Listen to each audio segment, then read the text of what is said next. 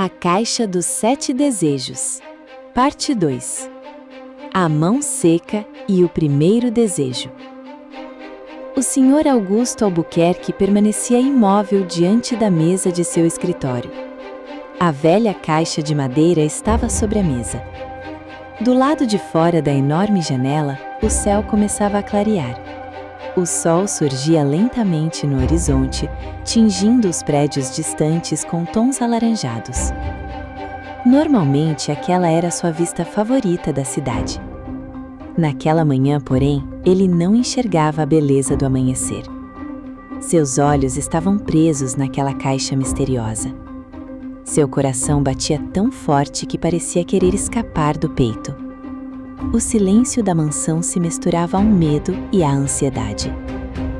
Durante vários minutos, Augusto apenas observou a caixa sobre a mesa, sem coragem de se aproximar, sem coragem de fugir.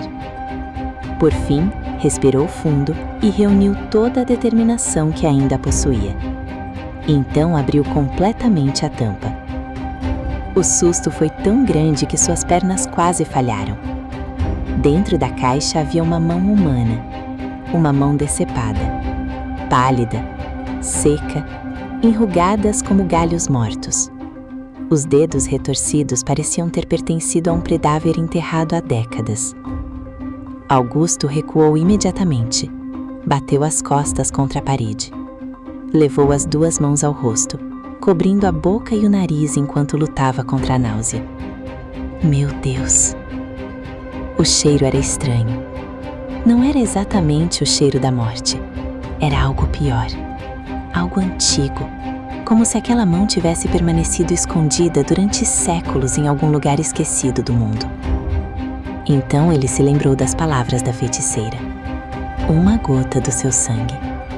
Augusto fechou os olhos. Tentou recuperar o controle. Tentou convencer a si mesmo de que tudo aquilo era algum tipo de truque. Mas não havia explicação racional para nada do que estava acontecendo. Nem para a velha, nem para a caixa, nem para os símbolos que pareciam se mover na madeira. A realidade que conhecia estava desmoronando. E naquele momento ele não tinha escolha. As dívidas estavam chegando. Os credores estavam perdendo a paciência. Sua família corria perigo. Precisava tentar. Mesmo que fosse loucura. Mesmo que fosse um erro. Lentamente, Augusto voltou até a mesa. Observou a mão decepada. Quanto mais a encarava, mais sentia que havia algo errado. Muito errado. Parecia que os dedos estavam ligeiramente em posições diferentes, como se tivessem se movido. Ele afastou esse pensamento imediatamente. Era impossível. Não era? Com mãos trêmulas, pegou um estilete que estava sobre a mesa. Encostou a lâmina no dedo indicador. Hesitou. Depois pressionou. A dor foi rápida. Uma pequena gota vermelha surgiu. Por um instante ele quase desistiu. Mas então deixou o sangue cair. A gota atingiu a mão seca. Nada aconteceu. 1 segundo. 2 segundos. 3. Augusto soltou um suspiro nervoso. Talvez fosse realmente uma farsa. Mas então a mão começou a mudar. A pele cinzenta absorveu o sangue. Como uma esponja. As veias surgiram sobre a superfície. Os dedos se encheram lentamente. A cor voltou. A mão tornou-se vermelha. Viva. Quase humana. Augusto arregalou os olhos. Não. O escritório inteiro pareceu estremecer. As paredes giraram. A luz do amanhecer desapareceu. O chão sumiu sob seus pés. Uma sensação de queda tomou conta de seu corpo, como se estivesse afundando em um oceano escuro. Os sons ficaram distantes. Seu coração desapareceu. Seu próprio nome desapareceu. Tudo virou sombras. Tudo virou silêncio. Então, como em um sonho, Augusto percebeu que estava novamente diante da caixa. Mas algo o obrigava a agir. Uma força invisível, hipnótica, irresistível. Ele estendeu a mão. Seus dedos tocaram os dedos da mão decepada. No mesmo instante, ela se fechou. Com violência. Agarrou seu pulso. O aperto era gelado. Forte. Forte demais. Augusto tentou puxar o braço. Não conseguiu. O pânico tomou conta dele. Então uma voz ecoou dentro de sua mente. Não vinha do escritório. Não vinha da caixa. Parecia surgir de todos os lugares ao mesmo tempo. Uma voz profunda, antiga, faminta. Faça seu primeiro desejo. Augusto sentiu o sangue congelar. Quem está aí? Nenhuma resposta. Apenas escuridão. Apenas o aperto da mão. Então a voz repetiu. Faça seu primeiro desejo. O advogado respirava com dificuldade. Seu cérebro tentava encontrar uma explicação. Qualquer explicação. Mas não havia nenhuma. Aquela coisa era real. E estava esperando. Os segundos pareciam horas. Então imagens surgiram diante de seus olhos. Contas. Dívidas. Cobranças. Homens perigosos observando sua família. A mansão sendo tomada pelo banco. Helena chorando. Os filhos perdendo tudo. O medo venceu. Augusto fechou os olhos e pronunciou seu primeiro desejo. Eu desejo dinheiro suficiente para pagar todas as minhas dívidas. A mão apertou ainda mais forte. Um estalo ecoou dentro da escuridão, como ossos quebrando. Então a voz respondeu. Dessa vez havia algo parecido com alegria em seu tom. Algo perturbador. Seu primeiro desejo foi ouvido. A mão soltou seu pulso. Instantaneamente, o escritório voltou ao normal. A luz do amanhecer entrou pelas janelas. O chão parou de girar. O silêncio retornou. Augusto caiu de joelhos. Ofegante. Coberto de suor. Olhou para a caixa. A mão estava imóvel novamente. Sem vida. Como se nada tivesse acontecido. Durante vários minutos ele permaneceu ali. Tentando entender.